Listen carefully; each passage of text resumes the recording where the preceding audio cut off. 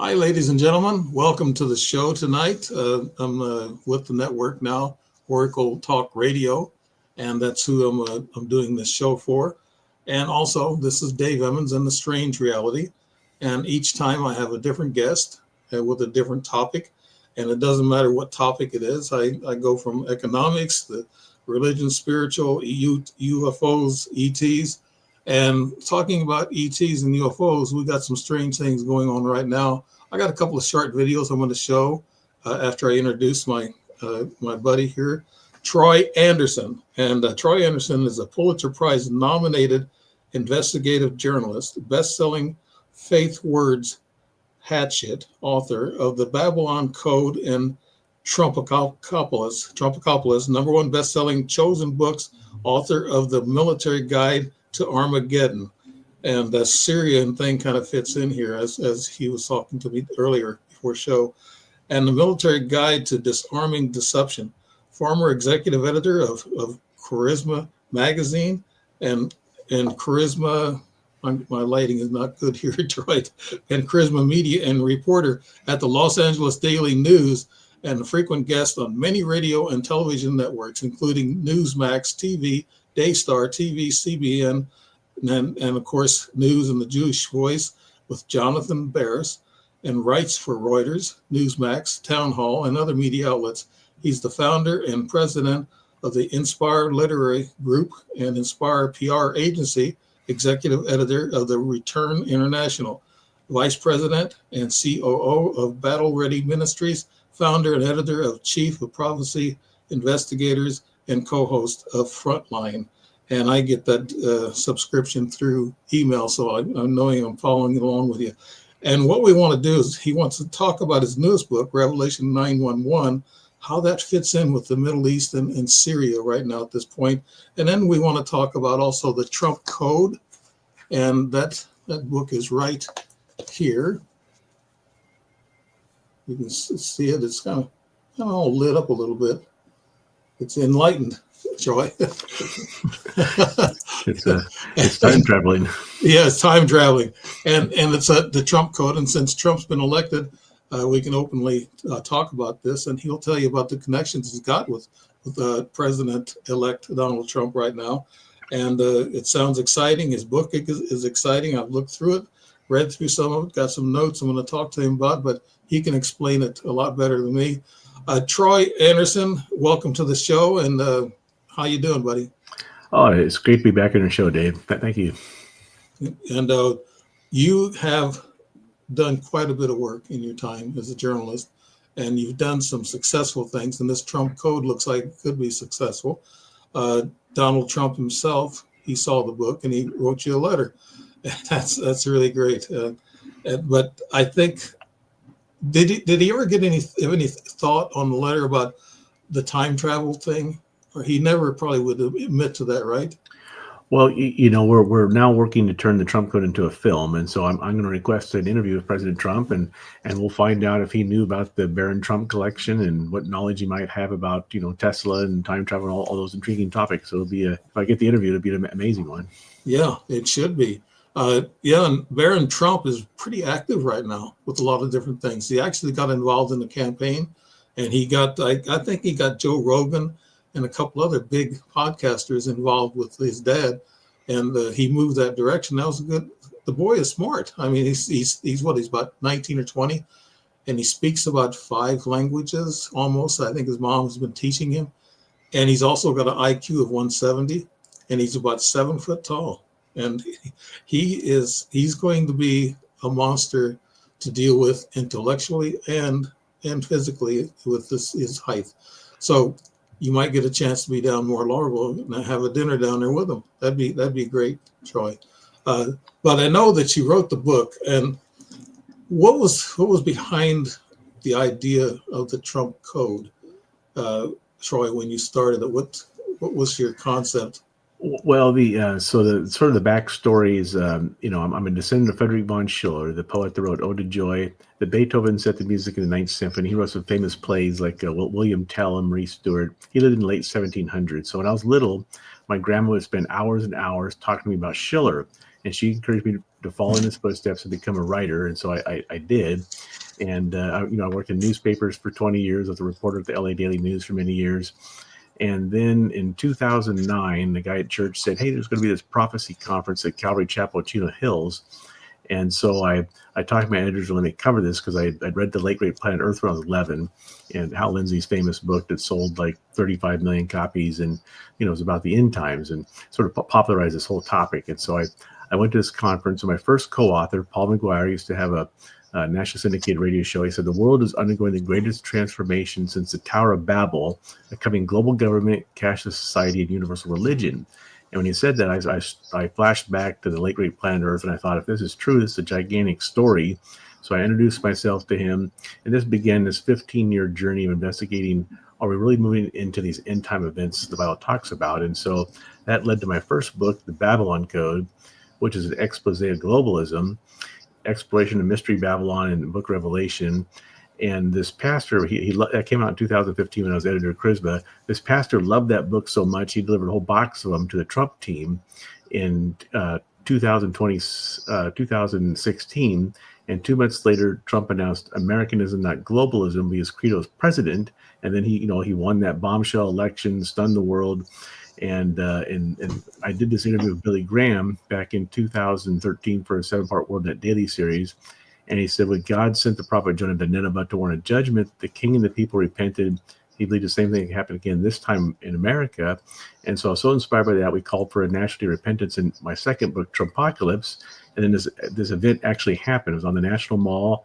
250,000 people showed up. 42 million people watched this. President Trump flew over Marine One and issued a proclamation for a day of prayer and return. And he's the first president to do this since Abraham Lincoln. And then April 8th of this year, we had this great North American eclipse. It went through all these towns called Nineveh in America. Yeah. And so I wrote a story for Charisma. Is this our Nineveh moment, our chance to turn back to God before this critical election, this pivotal election in world history? And so Charisma actually came back and asked me to write the Trump Code. They said, this is your 7th book. Why don't you put together this 5,000-piece jigsaw puzzle? How does Trump fit into these unfolding end-time events? What is it about this Barron Trump collection that was written in the 1890s? And what's the connection to Nikola Tesla? And sort of put this whole puzzle together. So that's the backstory behind the Trump Code in a nutshell. You mentioned the Tower of Babel. Now, the Tower of Babel is where people, they couldn't understand each other. I guess they spoke different languages. And do you see that now in this country right now? We've got one half the population that can't understand the other half, and they just can't get along. I mean, we have political ideology that's causing this Babel, thing going on in our country now. I mean, is that a thought that you've given to present time, that we're not listening or understanding each other? Yeah, so there is intriguing parallels between the, if you recall, and I think it's Genesis 10, the Tower of Babel story. So, following Noah's flood, God had told people to spread around the world, but some of Noah's descendants, I think it's about a century later, decided to build this great tower where today Iraq is, ancient Babylon.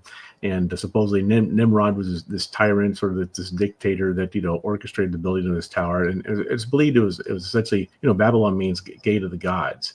And so this was possibly some kind of interdimensional portal, allowed entities into our realm, and supposedly humanity was taught all kinds of military stuff and great knowledge how to build civilizations and things like that. And so but it was opposed to God's plan, because God told people to spread around the world and be fruitful and multiply, and they were trying to essentially build this occult system. And so it was the first attempt at essentially a one world government, economic system and occult-based religion. And so the Apostle John actually warned in Revelation 17:18 that the end times would be characterized by what he called Mystery Babylon the Great. And so, Bible scholars have puzzled over what he meant for hundreds of years. And so my first book explored this, the Babylon Code. Are we witnessing this mystery Babylon system? And so part of the story of Babel is that God saw this. He came down to the Tower of Babel and he confused humanity's languages So at the time they spoke one language, and then after that they spoke, many different languages, and people, they couldn't communicate anymore. The project rounded to a halt, and they spread around the world and eventually formed nation states. And so today, like here in America, we literally have everybody, in the world that lives here speaking all these different languages. I just walk around Irvine and you can hear people speaking multiple languages constantly. And as you mentioned, we also live in a time of great division, right? And so, I think we very well could be this part of this modern, mystery Babylon system that the Apostle John talked about, with this great division and this push for a new global system, a new global government. The leader openly talking about this now. So that's what the Tower of Babel and mystery Babylon, the connection from the ancient times and today. Mm-hmm. I sorry about that, Troy. I was kind of moving around. It looked like I was doing some jumping jacks, but actually I was trying to get my lighting squared away, because this is a whole new program I'm using. It's a little different than Zoom, but this is my first time on the StreamYard. So, but I'm doing this for Oracle Radio Talk Radio. But I wanted to go back to what fascinated me, I guess, and which would be fascinating to anybody. I've told this to people about this book, and they got on the computer and looked it up, and it's the Barron's Adventures, and this was written in 1892 by a guy named, I guess his name was Ingersoll Lockwood, and he actually got right down to where his dad was a president, and he had a tower in New York. And this is the idea where this was a time travel thing, and Trump could be a time traveler. Could you tell us about that book and how that registered with you? And I think that's what you took off on the time code, right, Troy? Yeah. So in the Trump Code, one of the things we take a look at is these curious novels that Ingersoll Lockwood wrote in the 1890s called the Barron Trump Collection. And it's at the Library of Congress, and there's a drawing of a boy on the cover, and he looks strikingly like Barron Trump, and his name's Barron Trump. And he's guided by Don, the master of all masters, and they go on time traveling adventures. This is a children's fantasy series of novels, and he lives in Castle Trump on Fifth Avenue in New York City, where Trump Tower, now stands 130 years later. Mm-hmm. And what's really intrigued people is the final book in the series is called The Last President. And in this book, this populist president is elected, and it says the anarchists and the socialists converge on Castle Trump, shouting death to the rich man. And then, civil war breaks out and the military is called in. So people have asked, there's been stories in Newsweek and Politico and Daily Mail, and there's been videos, as you mentioned, have gotten millions and millions of views talking about this. Is Trump a time traveler? Does that help explain his family's wealth? How he rose to power? What's his connection to Nikola Tesla and, Albert Einstein, these theories of time travel and that kind of thing. So people have had sort of fun with this, but we explore this whole thing in the Trump Code, and then, as you mentioned, Barron Trump, he helped persuade his dad to go on Joe Rogan and some of these shows, and got 80 million views before the election. And then I just saw a story came out today. It says 46% of Generation Z voted for President Trump in this election. So sort of this, another bombshell election he just won, and here we are. We're waiting to see what's going to happen between now and Inauguration Day. So was Lockwood prophetic in nature? Did God somehow show him this future? Perhaps he did. So we will unpack all that in the Trump Code. Right. In your Revelations newsletter, I keep track of the days and the countdown. And between now and then, I heard past President Obama talk in a tone that was very negative, almost kind of like Civil War type of talk, like we got to resist, we got to stop, we're not finished yet, we're going to fight this. And then I hear these senators, Democrat senators, talk about I think there's going to be an electoral, members of the Electoral College that's going to meet the 23rd of December, I think one day, and they're going to talk over their electoral votes and get that all sealed up, ready for the January 6th, certification of the electoral votes.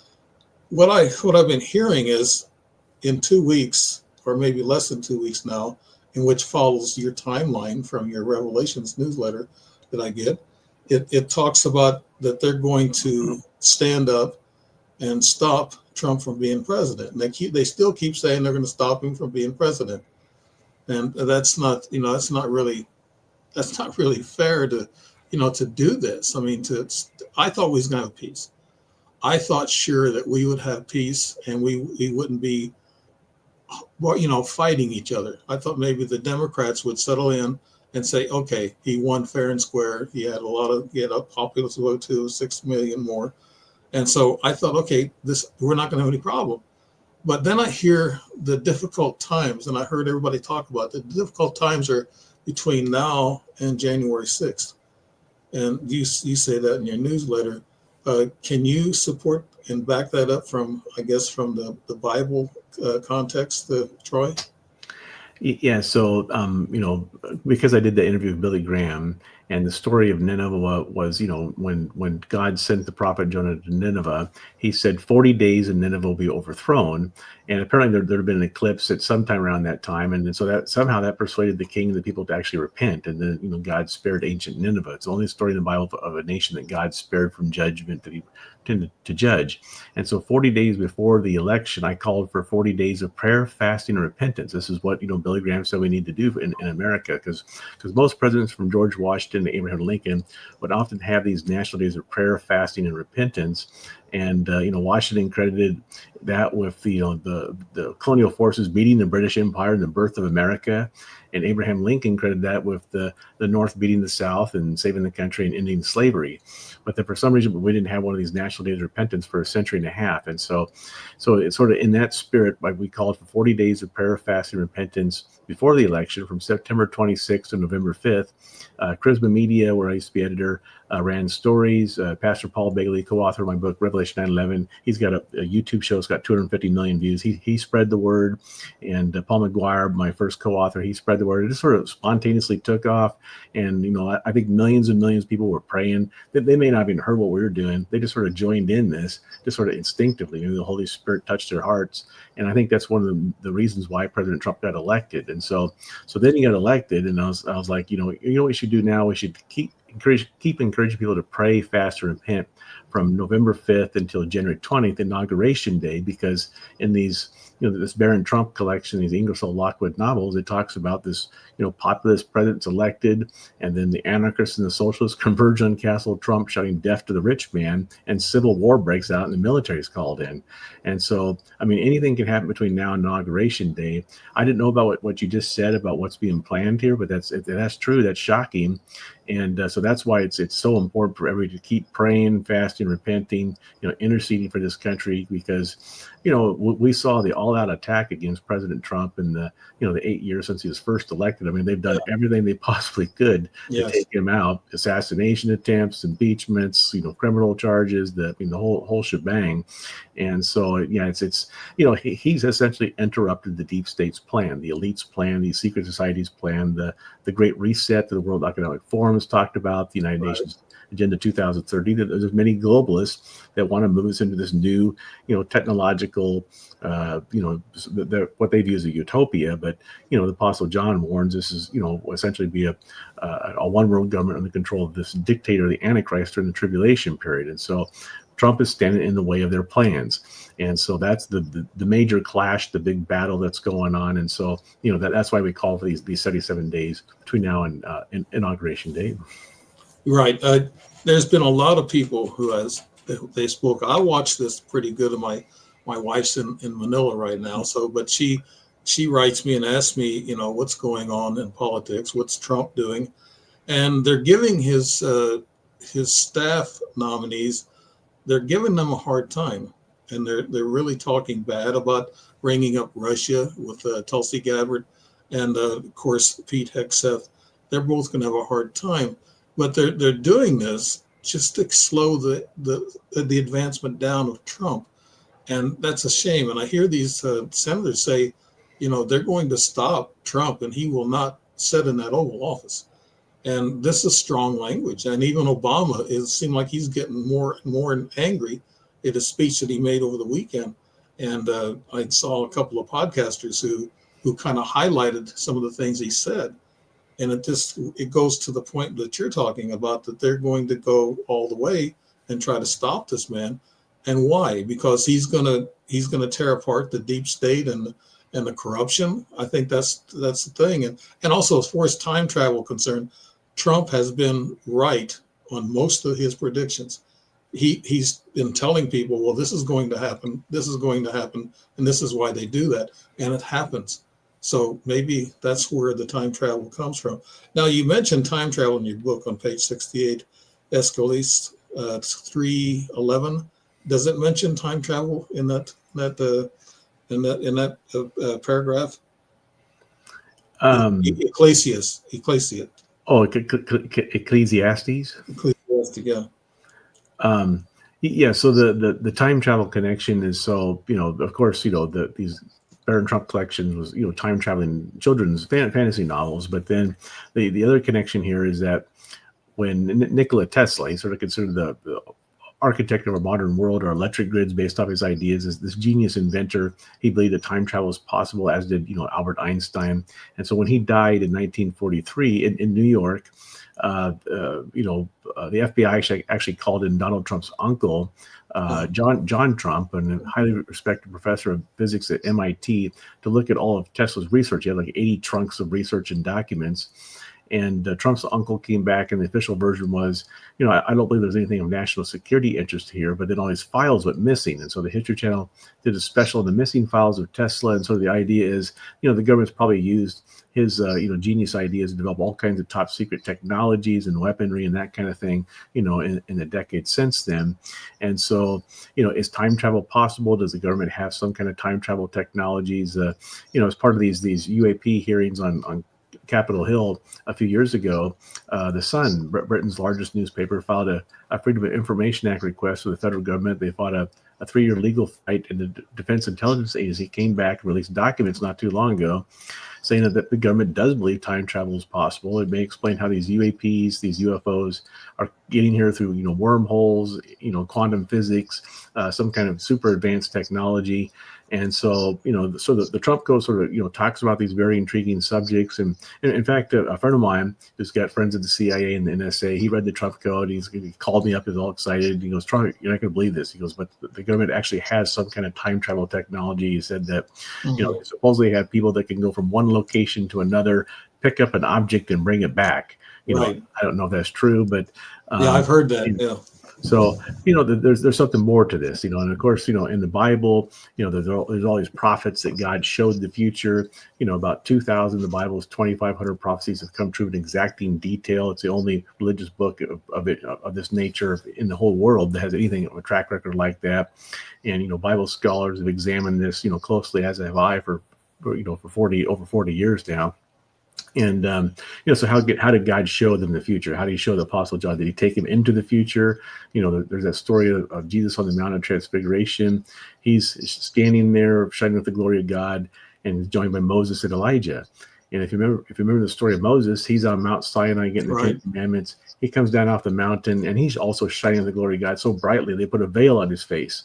And so did Jesus bring Moses, to the Mount of Transfiguration? Did he bring Elijah there too? Sort of a similar story. So, we know God's outside of time and space, and he can, intervene in human affairs in supernatural ways. So there's a lot more going on, that meets the eye, as sort of Shakespeare told us. I'm scrambling this famous quote, but there's a lot more here. Yeah, you mentioned, and I think it's good timing for me to bring these 2 short videos up so you can take a look at them. And we're talking about ET's time travel, and and we're getting into things now that we don't understand. So I'm going to play this video and see what you think. Hundreds of these things. I have friends up and down the state. They're reporting down at the Jersey Shore, in southern counties, Cape May, all the way up into Sussex County, the length of the state. They're reporting that there are drones everywhere. The theories range from that it's a military exercise because President Trump flies in and out of New Jersey and has property here, to their organized clubs who are just putting them up in the air. But the activity of the drones, the methodical scanning back and forth, it gives a lot of people pause because they're not really sure what that's about. There are people that are geo tracking or something. I forget what the word is. Scanning, almost like a Google Earth, but a night thing, but it's all crazy speculation in the fact that no one's provided answers. Right. So we know that it's prompted some FBI investigations, or at least word of them. This is very concerning. Yeah, that was one. I'll play this one for you, that actual sighting. Big. It looks so much closer in person. Yeah, my camera doesn't do it. Looks like a spaceship, right? Like that doesn't look like a drone, right? That looks like a spaceship. It's like a small plane. It really is like a small plane.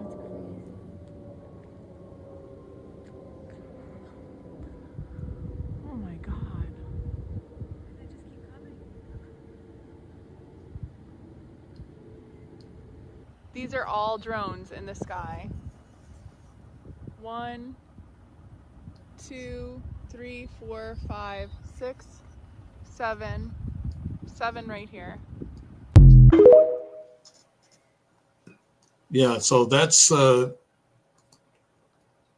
was a couple of things that we were talking about, that now we got something scientific that's going on, and we don't know what it is. The military don't know what they are.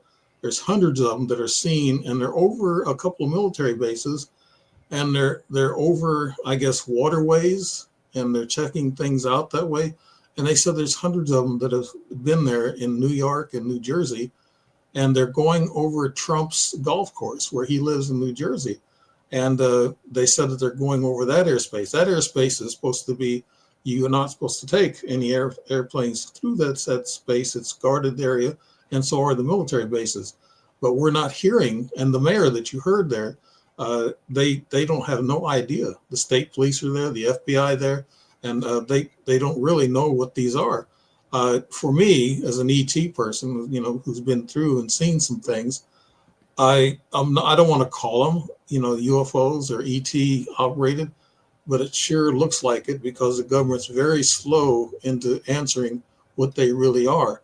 So this end time, the revelations, this kind of fits in with that. And what do you think about that, Troy? What do you think about those stories? Oh, and they're all over the globe. They're in China, Australia, Japan, Canada, and Europe, and UK. I just interviewed a guy from UK, and he talked about the orb, the large orb that they got pictures of that landed on a runway in an airline, right in front of an airline station area, and they got pictures of that. They actually they've got, it looks like it's a round steel thing with like leaves over it and stuff. And it's a kind of like an exotic design, like it would be something ET. So UK's been having the same problem, and it's a worldwide problem. So what's your take on that, Troy? Does it fit into what you're talking about? Well, I mean, yeah, it all sort of boils down to what exactly is this? Is this a top secret government program? Yeah. Like the mayor said, could this be hobbyist, or is this actually technologies from a extraterrestrial civilization or interdimensional civilization? What exactly is happening here? I mean, there's been these reports of UFOs and UAPs that seem to be attracted to our military bases, especially our nuclear military bases, mm-hmm. for many decades now. And so if there actually is an alien race or alien races that are visiting our planet, but I presume they could be interested in our military, especially our nuclear capabilities, because, we do have the capability to blow up the planet. A lot of these reports are coming from underneath the sea. So could there be some kind of base here? Sort of the common thinking among, Christians and prophecy experts, as the Apostle John talked about this powerful delusion that would happen in the end times. And so the thinking is that, as the research I've done is that, the nearest, stars that might have habitable life are so many light years away. Unless they have they can access wormholes and that kind of thing, it's pretty much impossible to get here. So, is what we're dealing with here some kind of, is it interdimensional? The Bible talks about, other dimensions. It talks about angels and demons, and, it talks about angels can appear and can assume different forms. And so is that what we're dealing with here? Do they have technologies? Can they mimic technologies, in other dimensions? So it's, so it's a very intriguing question, but essentially, the Apostle Paul warned of this powerful delusion that would be so powerful and so convincing it would deceive even the elect. in other words, even the strongest Christians would believe this, and it would have something to do with the rise of the Antichrist and the false prophet, this one world government system, and what the Book of Revelation talks about. So these are all intriguing questions, but my dad, I think we talked about this on the last show. He's in fish canneries in Southern Oregon, Northern California, and so back in the '60s, he and all these fishermen out in the dock saw a whole armada of what they said looked like UFOs up in the sky, just sort of hovering up there, and everybody's watching and looking at this, and all of a sudden they just shot through the atmosphere and just sort of disappeared. And so even my own family has seen these. I know millions of people have seen these and are continuing. There's all kinds of footage, and so and the government is talking about this now and having hearings on it. So it's a very intriguing phenomena that is occurring. Yeah. To getting back to these drones that they're seeing a lot of worldwide, actually, they say they're about the size of a car, and they have lights on them. And when something approaches them, like they send out military helicopters to check them out, and once they get close to them, their lights go out and they just kind of disappear. And they said they can actually go up to speeds at 100 miles an hour. Our drones, they say, we don't have that technology. Our drones don't fly that fast. We can't make that good of turns or whatever that they're doing, or they don't shut their lights down. And when somebody approaches, they don't have that technology built in. I guess they could build in if something like a motion detector, the lights could go off. That could be simple there. We can do that now, but it seems like to me, a lot of people are looking at this being just like the Pope said, we're going to see a lot of supernatural things happen in these days. And he doesn't say last days. I guess they want to stay away from that. But I think, last days have come and gone many times, and nobody can really predict the last days except for God, and that's the Jesus said. And I had this on the last show. I was talking to this guy from UK, and Jesus said, he said that there's when you see, like the days of Noah, you have an apocalypse that happened, like the flood, and you see the giants come back. And he said, that's the end times. That's the word he uses. You know that better than I do. And did I say that properly, Troy? Yeah. So the connection here. So in Genesis, it talks about these, that these fallen angels, having sex with women and producing what's called Nephilim, these giants, these men of renown of old, and some of the thinking is that that's why God destroyed the world in the flood, is because the humanity's DNA had been corrupted with this widespread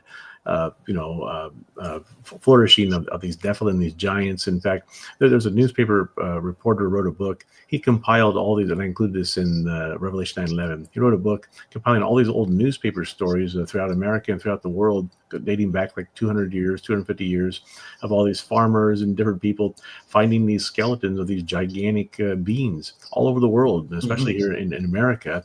I remember one newspaper story talked about like an underground cavern with they had all kinds of armaments and giant bones and people 10, 12, 15 feet tall, and newspaper stories. And the idea is that it doesn't really jive with the evolutionary thesis, and so the Smithsonian supposedly or allegedly has confiscated many of these bones and sort of covered up the whole thing. So so that's sort of the idea of the Nephilim. And then, if they were all drowned, or almost all of them drowned in the flood, they became the demons that are now, in what the Bible talks about, these disembodied spirits.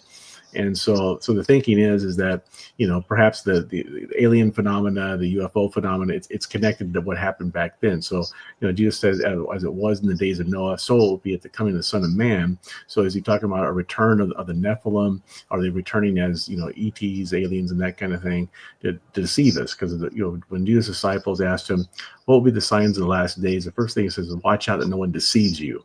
And so we know that, Jesus said that the devil is the father of lies, and there's massive deception going on today. So that's sort of the thinking in Bible prophecy, conferences and that kind of thing about what may be occurring here. But we just don't know, because this is all uncharted territory, Right. I noticed you mentioned how to navigate fake news and AI, and that's something that's, I guess, we're being deceived, and we're being deceived now. And I think actually it's good against evil at this point. Truth hurts people. There's certain groups of people that you cannot speak truth to. And I spoke to people who are on the other side of the voting thing. I mean, they're on the other side of the ideology that I agree with, but I try to maintain friendships with them. I said politics, we can push the politics aside, because when you talk to people, all you do is you get upset and angry, because some people are buying into this fake news so much that they're brainwashed. It's just like saying Trump is going to be a Hitler. He's going to be a dictator. Well, he wasn't that way the first 4 years that he was in. So I think he's got a resume, to follow in that area. And but the fake news, I get, and you get these AI pictures, and that's when you look at these clips I just showed with the one, they look pretty real. Now both of those were played on CBS and Newsmax. So what I did, I tried to look at something that has some credibility. And that's why I picked these two clips, because they have credibility. They're backed up with a news group. And there was another one I had. I don't know what happened to it, but it showed the same thing. It showed several bright lights and these drones, whatever they want to call them. I don't think they're they're not manned. They're ET'd, whatever you want to call them, ET'd or manned, whatever. But they're on their own. But they seem like they're guided by intelligence, and there's a reason for them. But the fake news that I get a lot of times, I see on the internet, and I try to get my news from the internet, because actually the mainstream media will not tell you the truth. Even some of the stations that like talk about the truth, like Fox, and Newsmax, they can't tell you the real truth about what's going on. We don't know what's going on a lot of times. Is that your feelings, Troy? Yeah, I've been a journalist for over 3 decades. Yeah. As I mentioned, I reported at the LA Daily News for many years, and I still write for many media outlets. But when you write for the media, especially the mainstream media, there's just sort of this unspoken rule that you sort of figure out as a reporter, that there's only certain sort of safe topics you can talk about, and there's many things you just can't talk about. And think back to when Hitler was rising to power, and Goebbels and the propaganda measures they used. I mean, essentially we're light years ahead in terms of the kind of propaganda that's being, the type of deception being imposed on people today, because with social media, with artificial intelligence, with high speed internet and the surveillance state, and they perfected deception. And so you've seen this whole phenomena of people that just like they said during the election, Hitler, Trump's going to be Hitler, and he's going to be a dictator on day one, and all these kind of things. They just repeated over and over. And that was one of Hitler's techniques, is repeat the big lie. And some people will believe it. And then there's two universes of sort of information that people are getting. You can go to the mainstream media and sort of hear all this, it's news, but a lot of it's agenda driven, and they have there's an agenda behind it, and a lot of things that, they can't talk about, and reporters know what they can't talk about. And then you have all the conservative and Christian media, which a lot of it does a pretty good job. But there's actually really only a few media outlets that can really tell you the full, unadulterated truth of what's really happening. And that's what I try to do in all these books that I've read, is reveal the actual full truth, so people have an understanding what's really happening, what's really going on, because there is this massive deception today, and propaganda and fake news, and the elite own the mainstream media, and they use it as a propaganda arm to persuade people and accomplish different purposes. The government has psychological operations and intelligence operations and these kind of things, and they work with the media closely. So it's a very complicated information war that's going on today. I know I have a hard time when I go through the internet. I'll watch about maybe 10 of these internet videos, and I'll only figure out that maybe there's 1 or 2 of them that are pretty legit. So those are the ones I kind of stay with. But I actually want to go by, something that has some basis to it, like a news agency. In your book, you mentioned the God factor and the deep state. Now, everybody has heard Trump talk about the deep state all the time, but I don't think you give it the right definition. Are these the deep state, are these people that are socialist, or what is he talking about, Troy?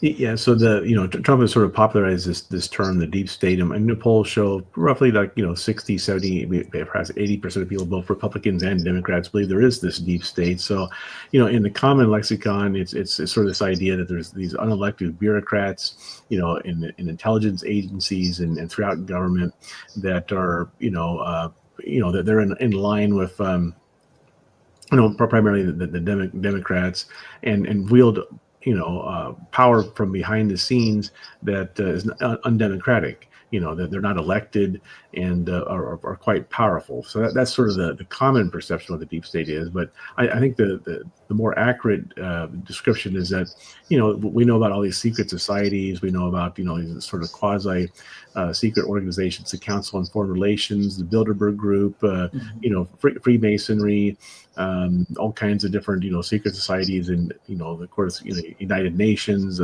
Royal Institute of International Affairs, these different, sort of, behind the scenes power brokers that are very influential on the government. Of course, behind them are these gigantic corporations and trillionaires and multi-billionaires and this kind of thing. And so this is sort of the real power structure of the world. And so when you say the deep state, the lower level will be these unelected bureaucrats that are sort of, wield quite a bit of power but aren't elected in our government. But the real power brokers is the oligarchy, behind the scenes that wields the power, and that's what we see played out in the world today with the media propaganda, with the corruption of the education system, this widespread corruption throughout society. And so, and this is what what the Bible warned about, is that there'd be this elite, talks about the 10 kings of Revelation to bring the Antichrist to power. And I think perhaps all these different players are now in position. And God said only God knows the day and hour, but Jesus did tell us to watch for signs of his return, and I think we're seeing a lot of those today. Yeah, the signs. Just like I guess this that story about the drones really touches me, because I've been researching UFOs and wrote a couple of books about these things, and I'm seeing now that a lot of people are going to have to start believing that there are things like that around us, and we're not alone in this universe. And God, I mean, when he made us, he made other, I guess, humanoids or other people, or do you call them aliens, ETs, whatever. He made them too. And so we're all in this universe together. We have to live together some way or another. So far they haven't hurt us, but you're talking about the God factor, deep state. That means the deep state would be the evil, and then the God factor is the good part of it, right? Troy? Well, yeah. So the God factor term is when Trump got elected back in 2016. But Franklin Graham, he actually posted on Facebook that the media and the pundits, they don't understand the God factor. So the God factor is referring to that God, the Bible tells us that God directs the affairs of humanity. We have free choice, but he does work through us, works through people to accomplish his purposes.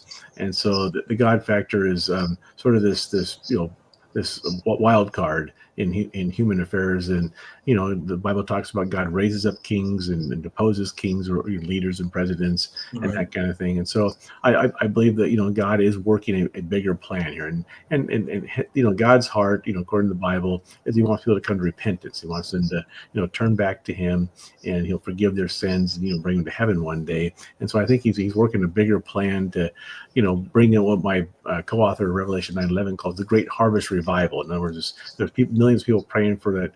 People would turn to God. That we would repent of our sins, turn from our wicked ways as we move into the end times, and we would see millions and millions of people coming to faith.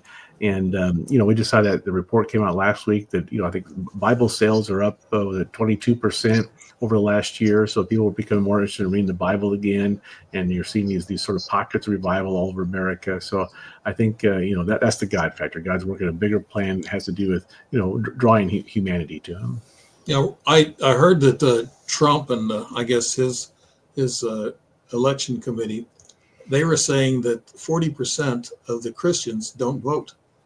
And they said if they had that voting block, they'd have an easier time to win. Why is it, are people turning away from church and Christianity? You just said the Bible sales are going up, but is that also, is church starting to come back also, Troy? Well, yeah, I mean, for a long time, the church has sort of shied away from politics, and you sort of had this country club church for many years now, where you just go to church on Sunday, and then you go get lunch, you go home and take a nap, and then you go back to work on Monday, and life as usual. Right. But that's not what Jesus and what the Bible calls us to do as Christians. He calls us to, Jesus said to occupy till I come. There's many examples of prophets throughout the Bible who spoke truth to power, to be involved in politics, to be involved in society. The Pilgrims and the Puritans that came here in the 1600s, they established Harvard and Princeton as theological seminaries to raise up ministers to spread the gospel and train up new generations. And so I believe God's had a plan for America. He's used America to spread the good news around the world for centuries. And so today, for many years the church was sort of very timid and didn't want to push back against the agenda. But now we've seen so much evil. There's been sort of this great awakening that's occurred, where people become, aware of the corruption and the wickedness that's going on. And so I think in this election, a lot more Christians went out and voted than in the prior election. And now you're seeing, more pastors in churches, talking about some of these issues, encouraging people to vote. I encourage people to vote before the election in a number of articles. And so I think Christians are finally starting to wake up and get more involved. And so now if we can, if we can get President Trump in there, we could see a big turnaround in this country.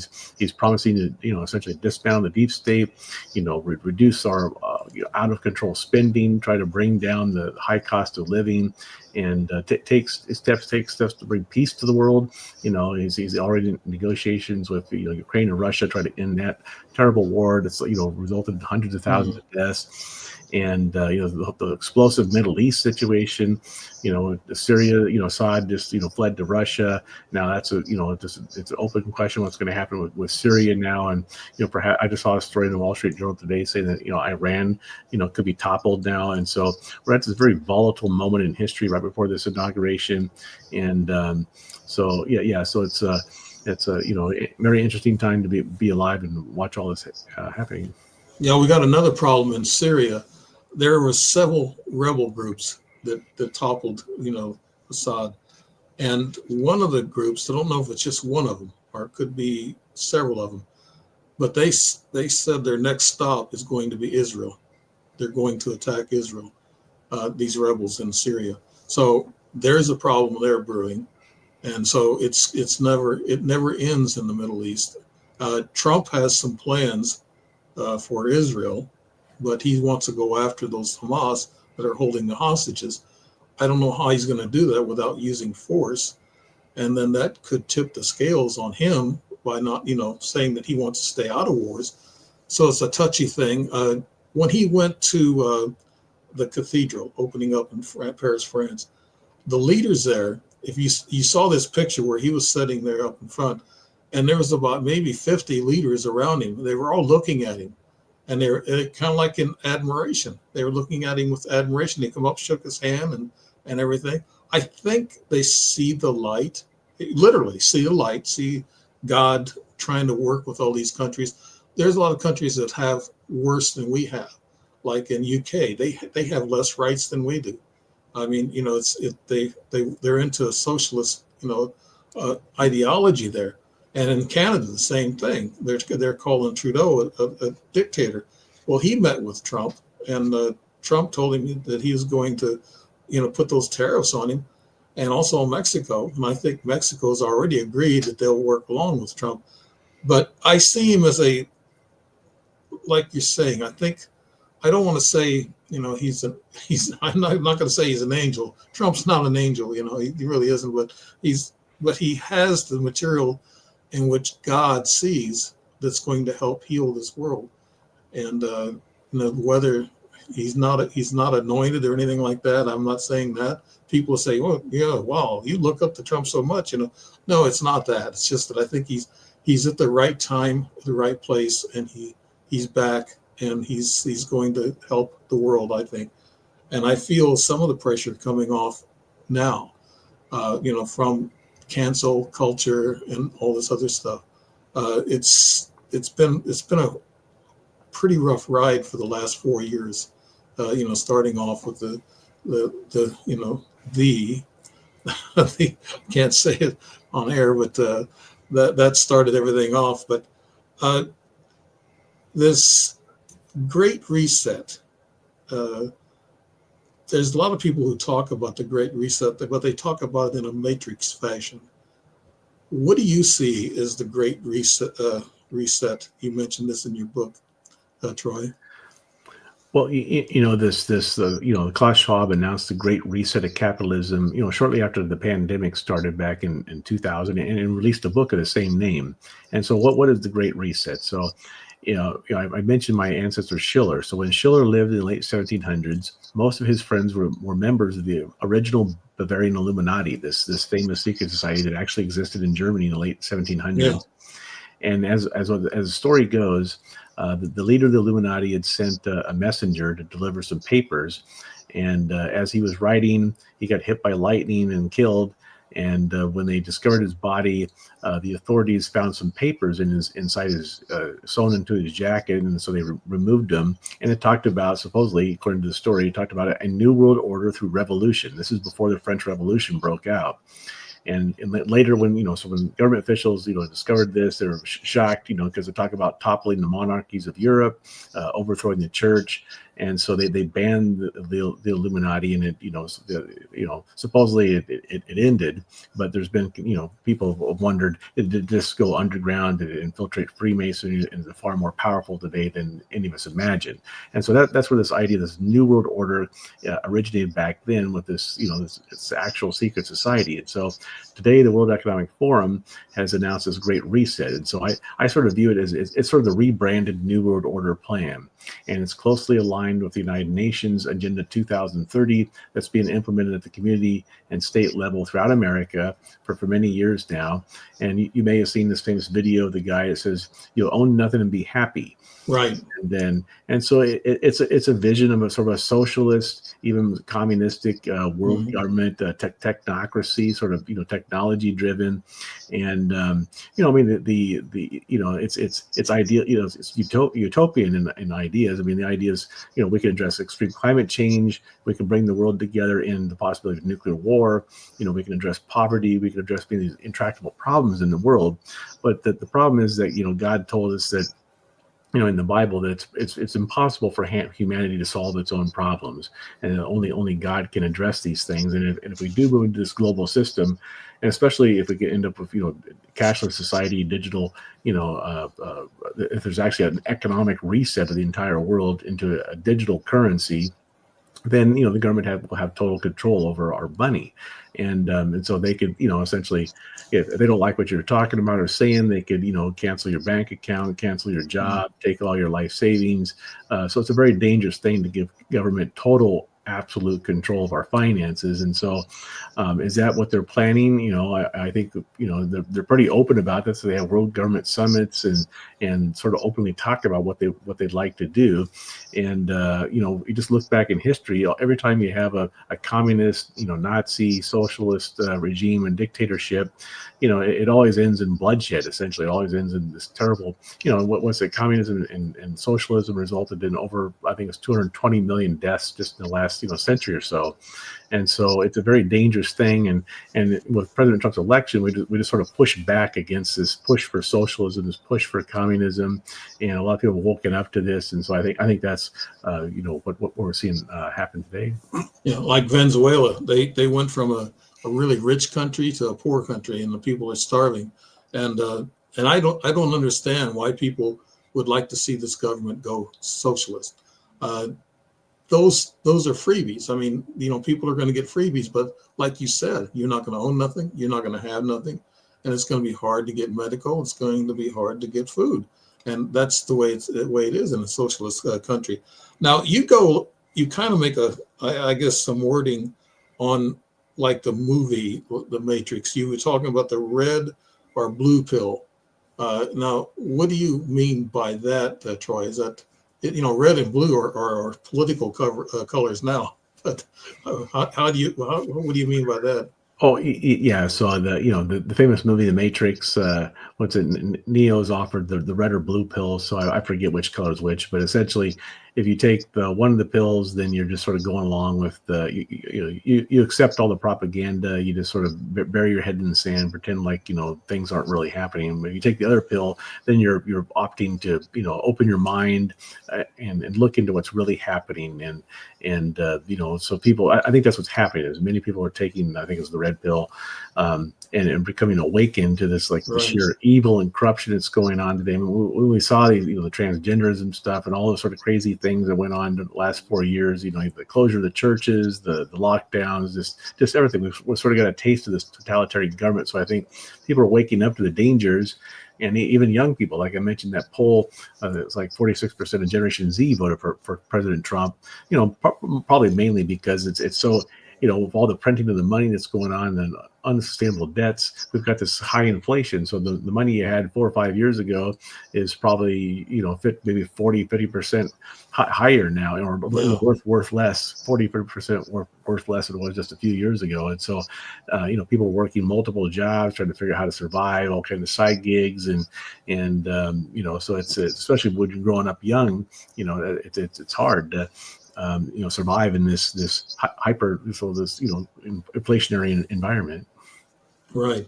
I think what I would like to take away from this Trump code, and it's kind of, I think that he's following that code, right? With doing what he's doing, and some of his policies that he's going to come up with. I don't like listening to people talking about stopping him from taking the presidency. That, I think, that's worse than what happened in 2020, I think, because there was a lot of legal scrambles in 2020, but now you got politicians and ex-presidents coming out and talking about, we're going to stop him no matter what. I don't like that kind of talk on either side, really. That's something that we should stay away from. But I think it's the red pill that takes you deeper into reality.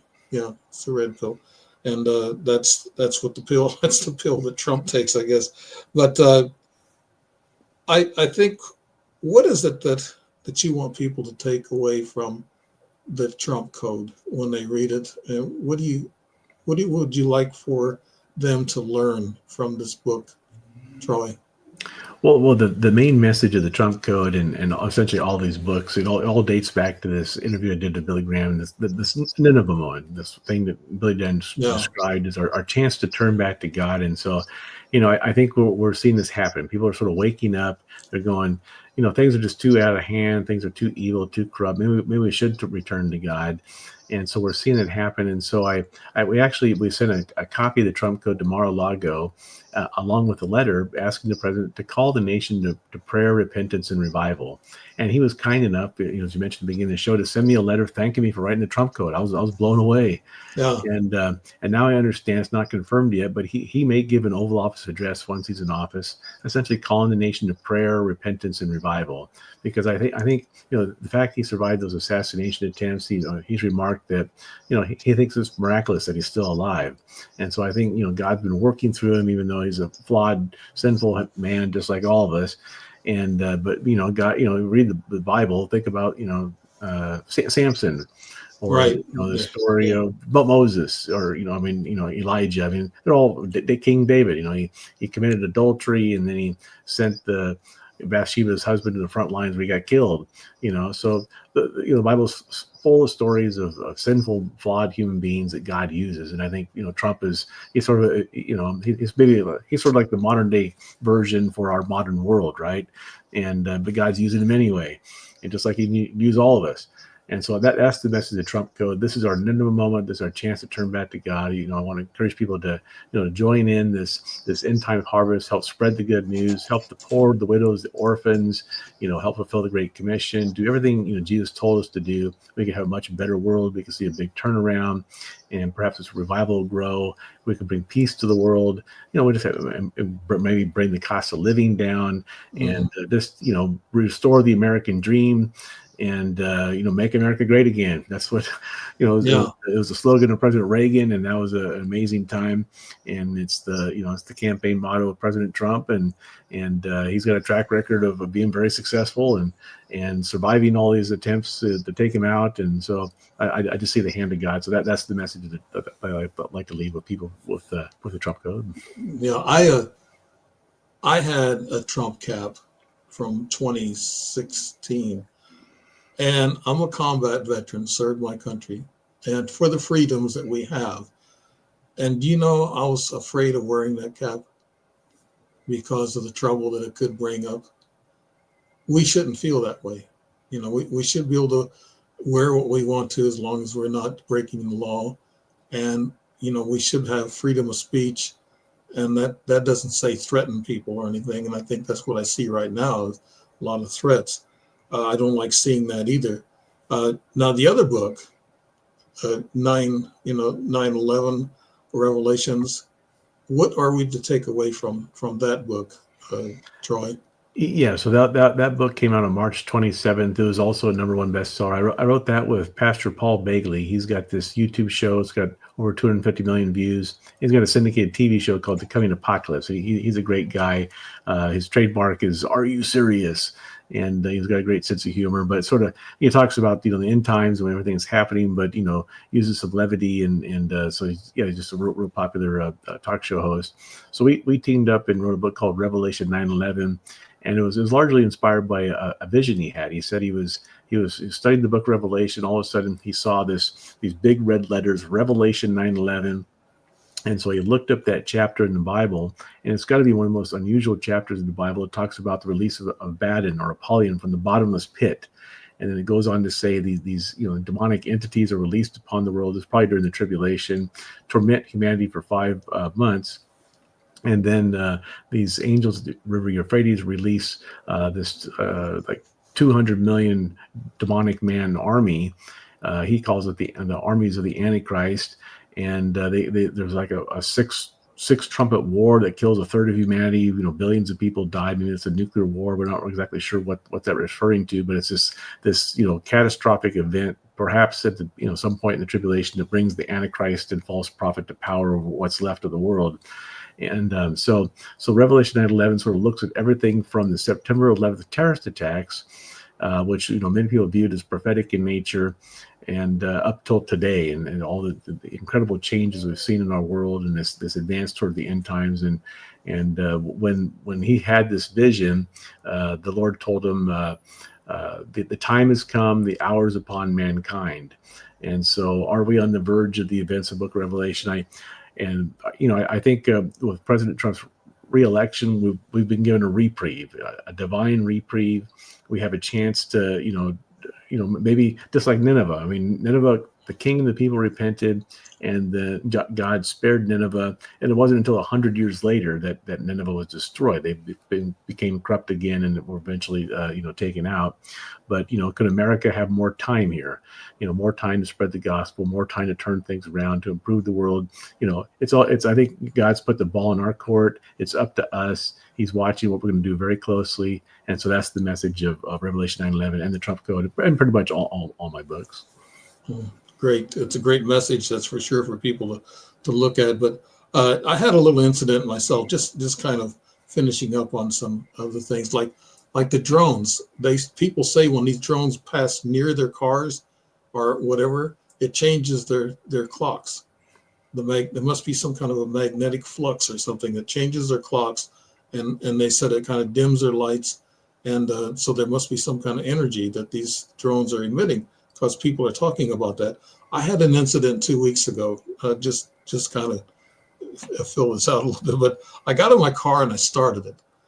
And all of a sudden, all the lights were just going crazy. The side lights on the mirrors were flickering.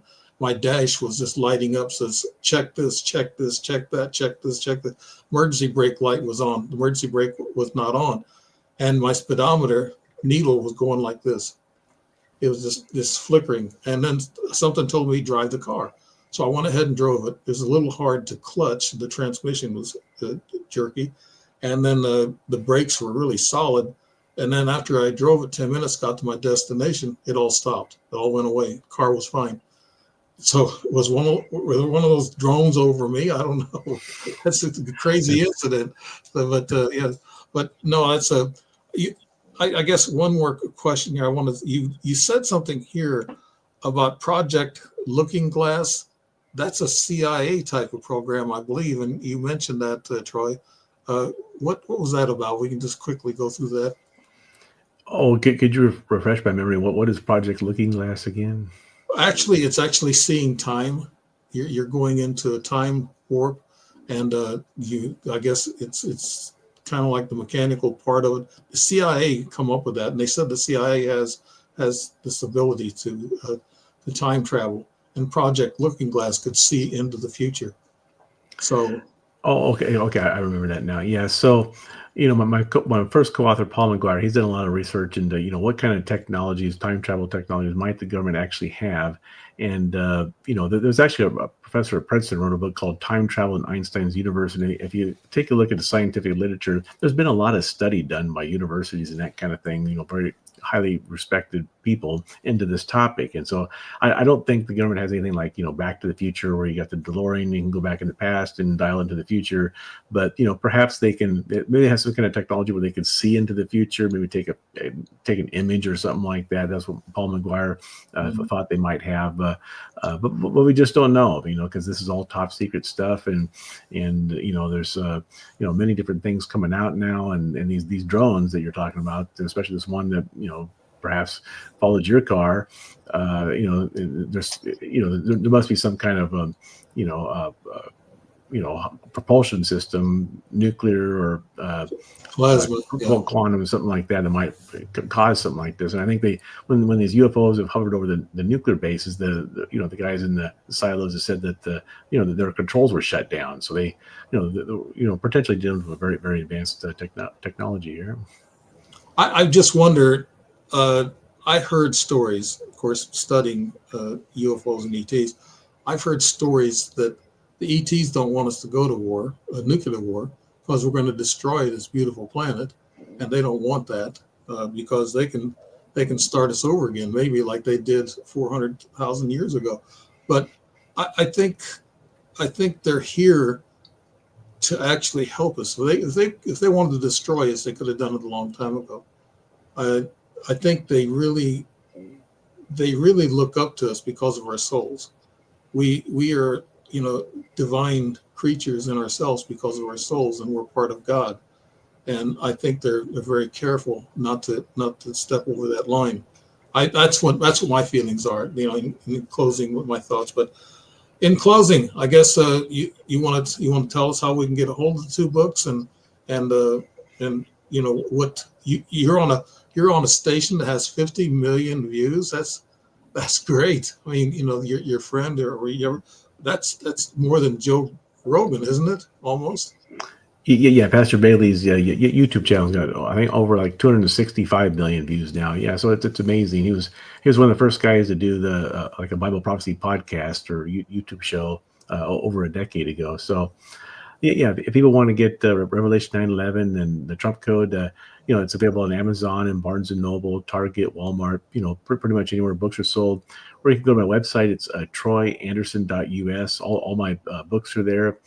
And you can also sign up for our newsletters. We have revelationwatchers.com, all kinds of great articles and videos, and prophecyinvestigators.com.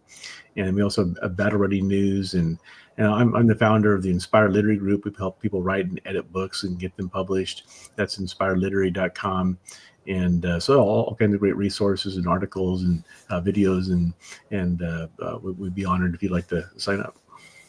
I'll tell you what, you're a great guy. You're very busy, and you're doing the right thing. You're going in the right direction on everything you're talking about. And going God's way is the best way. That's the best way to do it. And I'm gonna check this out and make sure that. Okay. This is a new program for me, people. So it's StreamYard, and I'm with Oracle Radio, talkradio.com. And I'm also my own show, Strange Reality. I'm putting that on the network. So it has about 20 different outlets. So you'll have a chance to see those. Maybe I'll put those in a narrative and let everybody take a look at them. And Troy Anderson, great to have you back on. I love the show, and when you're talking, and it makes me feel good that we're thinking and we're doing the right thing and heading forward in that direction. So thank you so much for being on the show, Troy Anderson, and thanks everybody for listening in on The Strange Reality with Dave Emmons. Thank you so much.